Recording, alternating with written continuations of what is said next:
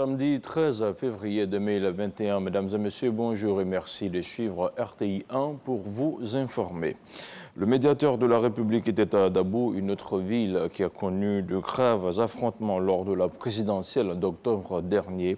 Adama Tongara a lancé un appel de paix et de cohésion sociale aux populations de Dabou qui se regardent en chien de faïence depuis les douloureux événements. Il a invité la population au pardon et à l'acceptation mutuelle pour construire une paix durable à Dabou. Le compte-rendu de Laure Goretti avec le commentaire de Sidonie Davila. Les communautés Adjoukrou et Malinké de Dabou chez le médiateur de la République. Ils sont allés échanger sur les événements liés à la présidentielle qui ont détérioré le tissu social dans le Leboutou. Alors, comment est-ce que moi je pourrais comprendre, sans avoir entendu les deux populations, que le conflit à Dabou n'est pas de souche purement intercommunautaire. C'est politique et c'est là que je vais lancer un message aux hommes politiques à la veille des élections. Je les exhorte à faire en sorte que ces élections se passent dans de très bonnes conditions. Après les conflits intracommunautaires qu'a connu Dabou, aujourd'hui l'heure est aux actions de réconciliation. Le peuple Adjoukrou est un peuple hospitalier, un peuple qui a pour slogan le vivre ensemble. Et depuis tout le temps, le peuple Adjoukrou a vécu avec tout le monde, toutes les populations. La population de Dabou est une population bien métissée. Nous nous sommes entremêlés et nous sommes des parents. Nous vivons ensemble. Nous sommes venus tous ensemble, main dans la main, pour dire nos regrets aux médiateurs. Nous demandons pardon au grand médiateur pour tout ce qui s'est passé à Dabou. Cela ne reviendra plus. Et nous souhaitons que nous soyons tous tournés résolument vers la paix, la cohésion, l'entente. Et il faut qu'on prenne nos responsabilités vis-à-vis de nos enfants pour leur donner des conseils et leur dire qu'ils n'ont qu'à penser à leur avenir. Et nous pardonnons. On pardonne au nom de toute la communauté. Et pour renforcer les liens historiques entre Malinké et Adjoukrou, les deux peuples symbolisent leur retour à l'union par un festin. Le député de Jacquesville, Laurette Yassé, est décédé le mercredi dernier. Elle était aussi la vice-présidente de l'Assemblée nationale et candidate aux législatives du 6 mars prochain.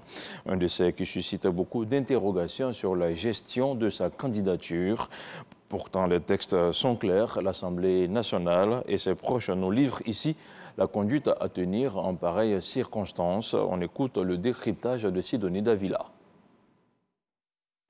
Laurette Yassé, députée de Jacquesville, n'aura pas le temps de réaliser son rêve. Rempilée pour un autre mandat à l'hémicycle, la grande faucheuse lui a coupé l'herbe sous le pied. Madame Yassé est une dame d'abord cultivée, il faut le dire, bien réservée, je dirais équilibrée, parce que ses interventions à l'Assemblée étaient des interventions justes et bien dosées. Candidate à sa propre succession, elle fait partie des candidats retenus pour les législatives du 6 mars prochain.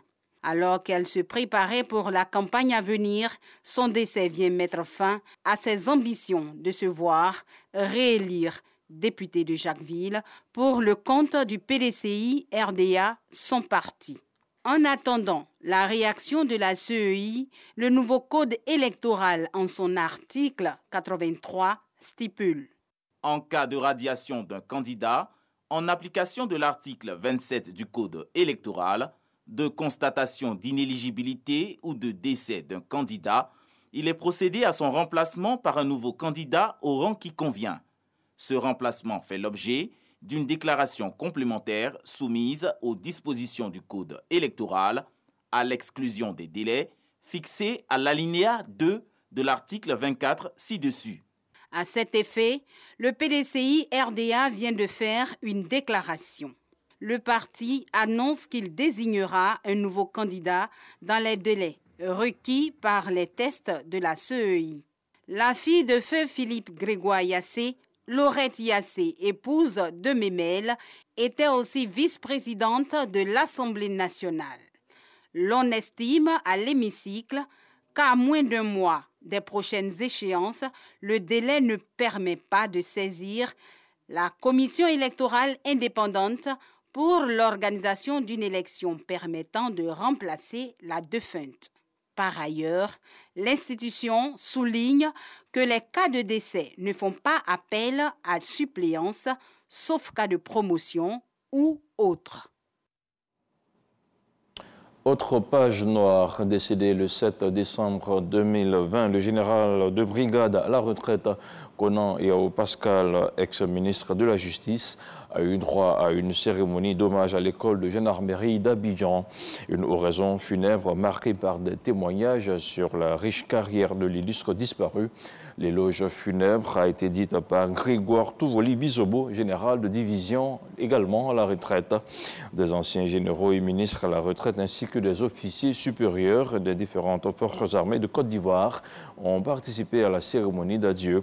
Cérémonie à laquelle le Premier ministre, chef du gouvernement, ministre de la Défense, a été représenté par le général Vagondo Diomandé, ministre de l'Intérieur et de la Sécurité.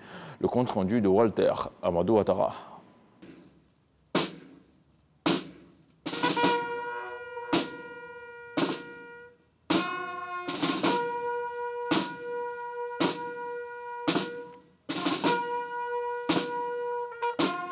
Place d'âme de l'école de la gendarmerie nationale d'Abidjan. La sonnerie aux morts illustre l'atmosphère de deuil du jour. Un pan du cérémonial militaire pour rendre un dernier hommage à un ancien serviteur de l'institution. Le général de brigade à la retraite, Konan Yao Pascal, qui s'est éteint le lundi 7 décembre 2020. L'oraison funèbre, dite par Grégoire Touvoli Bizobo, général à la retraite, retrace le brillant parcours professionnel du défunt marqué par 0 sanction. Yao, te connaissant, 2 heures ne me suffiraient pas pour égrener ta vie qui comporte plusieurs facettes. Attiré par le métier des armes, tu intègres l'école de gendarmerie d'Abidjan dès l'âge de 20 ans. Ta volonté de progresser t'ouvre. 6 ans plus tard seulement, vécu dans le corps des sous-officiers.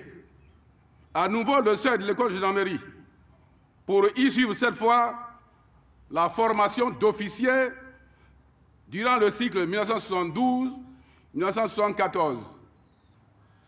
Intègre et entier, tu étais d'une rigueur morale sans commune mesure. Sensible, tu avais l'oreille sur le cœur de tes collaborateurs dont tu étais le recours. Tu possédais un grand cœur. Le général de brigade Konan Yao Pascal a été ministre de la Justice, ex-président du conseil d'administration du Fonds de prévoyance militaire et décoré grand officier dans l'ordre national. Les officiels, au nombre desquels des anciens généraux et ministres à la retraite, ainsi que des officiers supérieurs en fonction, notamment le commandant supérieur de la gendarmerie nationale et le chef d'état-major général des armées, se sont inclinés sur la dépouille. Juste avant le départ définitif de feu Konan Yao Pascal pour Akété, sous-préfecture de Sakassou, où il sera inhumé au caveau familial, le drapeau national a été remis à l'épouse du défunt par Vagondo Diomandé, ministre de l'Intérieur et de la Sécurité, qui représentait le Premier ministre Ahmed Bakayoko. Dans 24 heures seulement, place sera faite aux amoureux de la planète à travers la célébration de la Saint-Valentin. Une célébration qui résiste au temps et qui concerne aussi les personnes qui vivent leurs relations amoureuses à distance. Pour compenser l'absence du partenaire, certains n'hésitent pas à utiliser les canaux de communication, mais surtout les réseaux sociaux pour entretenir leurs relations. L'amour à distance et la Saint-Valentin, c'est un dossier proposé par Godefroy Okambawa.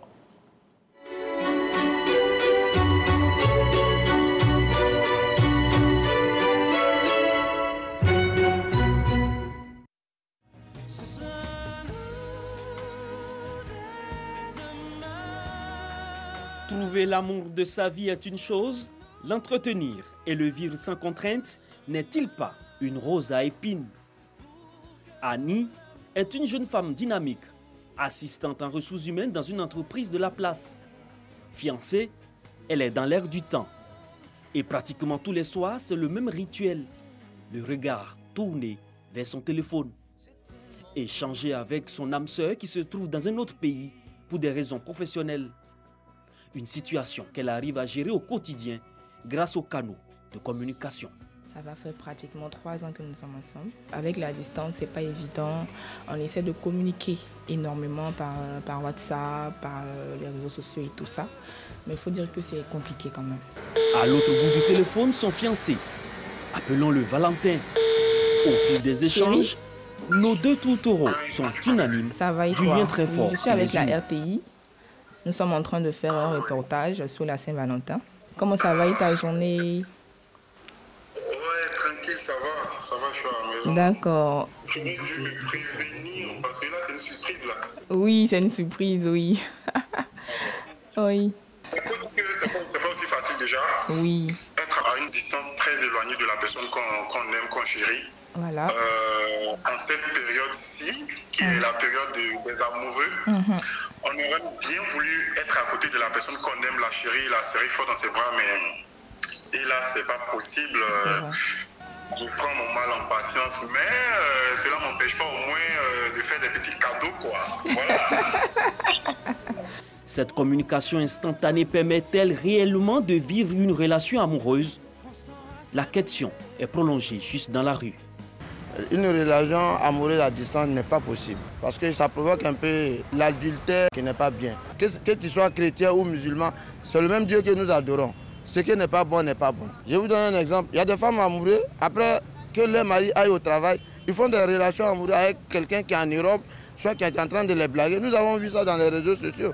Des femmes d'un foyer qui ont eu des problèmes avec leur mari. On peut vivre une relation amoureuse en distance en communiquant beaucoup. C'est pas facile au fait. Mais si vous vous aimez, vous pouvez faire avec. Qu'en dit le psychologue? On peut dire que les réseaux sociaux peuvent favoriser une relation à distance. Mais en même temps, il faut savoir que l'amour se nourrit d'intimité de vie. Il faut savoir que l'amour se nourrit de communication. Il faut savoir que l'amour se nourrit de proximité. L'amour à distance existe aussi dans les milieux des hommes.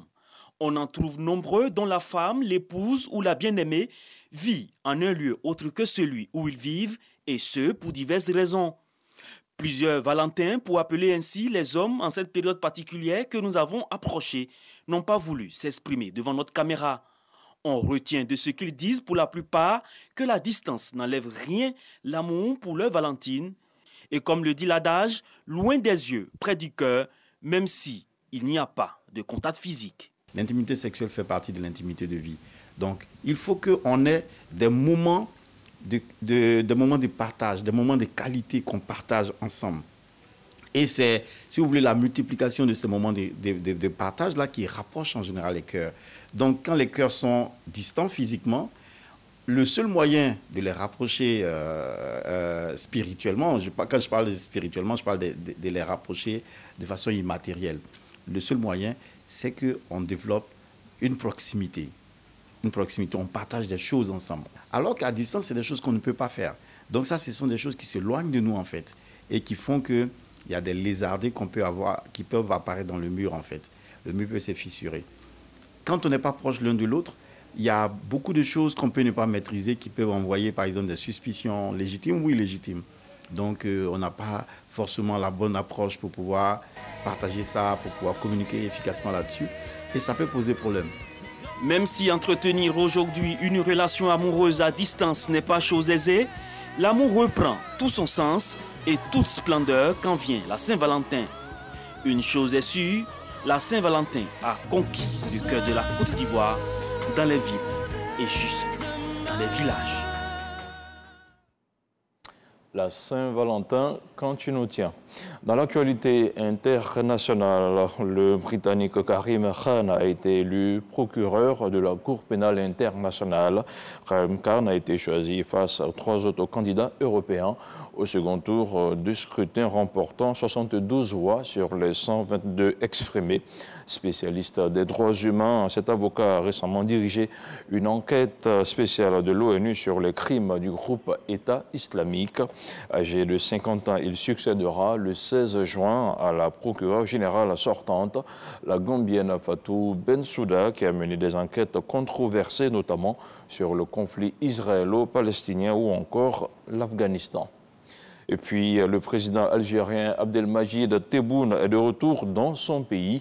Il est rentré hier, vendredi, à Alger après un séjour en Allemagne où il a été opéré du pied après des complications liées à la Covid-19, a annoncé la télévision publique. Hospitalisé pendant 2 mois en Allemagne après avoir contracté la Covid-19, le président algérien, 75 ans, avait dû retourner le 10 janvier à Berlin pour se faire opérer du pied droit le 20 janvier. La nature de l'opération n'a pas été précisée. Et c'est ici que l'on s'arrête pour ce tout premier point d'information de ce 13 janvier. Merci à tous de l'avoir suivi. L'information continue sur le www.rti.ci. Retrouvez pour l'édition de 13h Herman Guivet. Quant à moi, je vous dis à demain, 6h30.